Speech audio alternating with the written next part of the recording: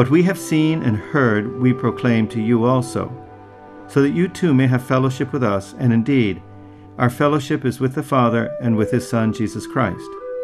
These things we write so that our joy may be made complete. The word fellowship is the translation of the Greek word koinonia. It has to do with the relationship that we have with each other and with God. Acts 2:41-45. So then, those who had received his word were baptized, and that day there were added about 3,000 souls. They were continually devoting themselves to the apostles' teaching and to fellowship, to the breaking of bread and to prayer. Everyone kept feeling a sense of awe, and many wonders and signs were taking place through the apostles. And all those who had believed were together and had all things in common. And they began selling their property and possessions, and were sharing them with all as anyone might have need. The way we use fellowship these days has really drained the word of a lot of its meaning. Often we think of fellowship as having a good time together, of sharing some refreshments perhaps at a fellowship hour after church.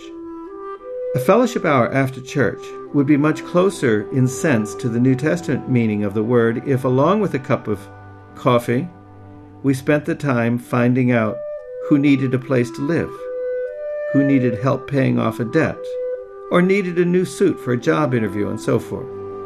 Then, having found out what the needs were, we started making arrangements to take the person into our home, give him a new suit, get several people together to pay off his debt, and so forth. In other words, fellowship in the New Testament has to do with a deep, deep level of commitment to one another in very practical terms, sharing all that we have.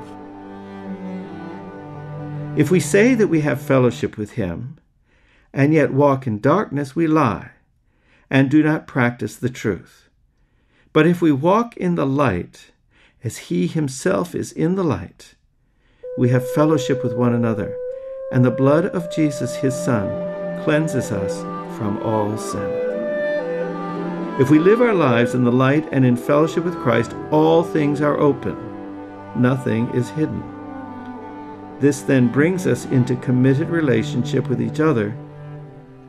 We often hear talk about the power of the blood of Christ, but not much about how we appropriate that power. We do it through koinonia.